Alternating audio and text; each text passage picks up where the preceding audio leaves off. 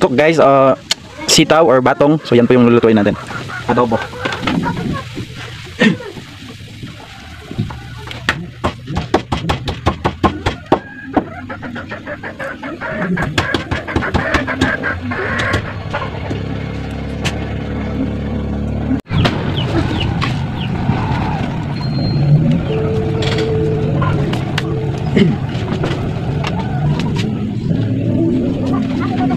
I use oil guys from baboy sa pig. So nung naglechon kasi kami guys is meron siyang meron siyang mantika na tira. So ito yung gagamitin natin.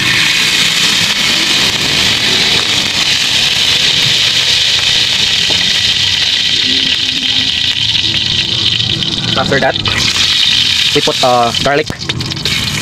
So hindi ko tinanggal yung balat para mas mabango siya.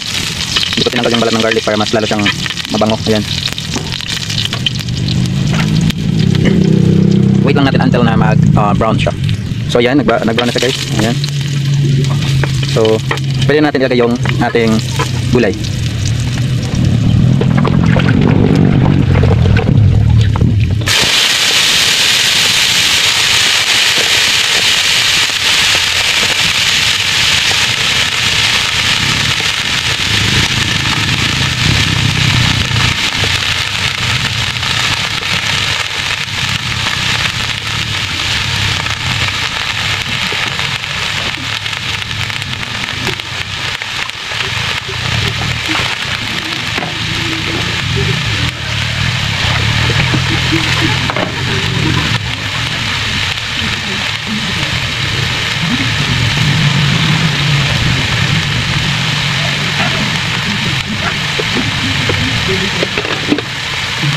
So this is guys, ito yung ginagamit natin na kumbaga ito yung seed ng ating gulay.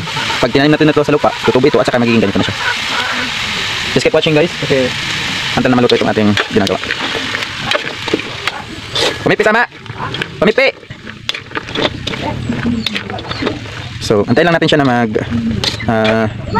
ano yung ano niya, na maluluto siya. Antayin lang natin siya guys. Back to you mamaya. So guys, unti-unti na siyang paluto guys, no? As usual. Ganyan po talaga yung ano dito sa probinsya. Pasensya na yung nilulutuan ko guys ha. Kasi nandito ako sa probinsya guys. Then keep watching lang sa panonood ng aking videos. And I hope marami pa yung mag-support sa ating pag-upload ng videos guys. Mag-send ng stars. So sa mga friend ko na galing pa sa ibang bansa, na mga OFW na naging followers ko and subscribers, I hope guys na hindi kayo magsawang mag-support sa akin. Just keep follow my page Jobert Aleg, and also my YouTube channel Jobert Aleg Officials. So ayan po, makikita niyo po yung mga iba pang mga in-upload ko. I put this guys para yung hangin or yung usok or yung ano hindi malabas, para mas mabilis siyang maluto guys. Kaya ganyan yung ginawa ko.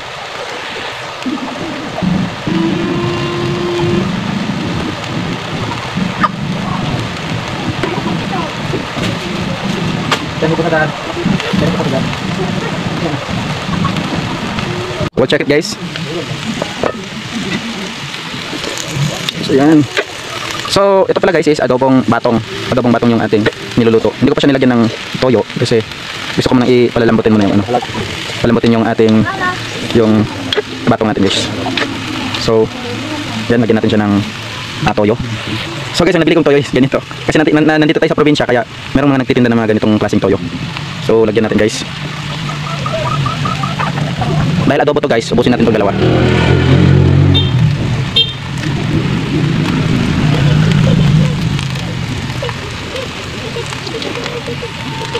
Yan.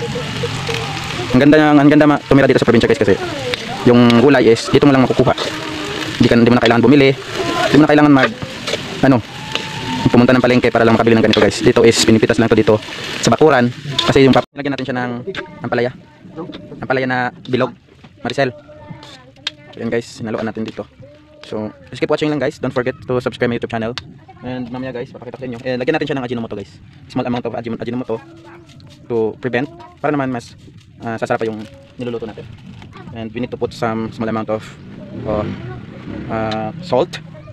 Kasi yung toyo kanina is hindi siya sapat para makapagbigay ng konting kaalatan sa ating niluluto. Kaya we need to put some small amount of salt. So after that, we need to ukay-ukay this gulay until na maluto siya. Then I put it on sa lalagyan mamaya after And update ko kayo mamaya guys kung ano yung kinalabasan ng ating niluluto. So, just keep watching guys. Bye-bye. Finally guys, luto na siya. Ayan. Adobong batong and pwede na siyang kunin or kainin. Samahan niyo ako guys sa panonood ng aking video. I hope na inspire kayo or nagustuhan niyo yung ating video guys. So, don't forget to subscribe my YouTube channel. Antayin na lang natin mamaya guys yung family ko na magkain nito guys, yung gulay na niluluto natin. Actually, perfect yung lasa niya. And of course, masarap siya. Bye bye guys. Thank you so much.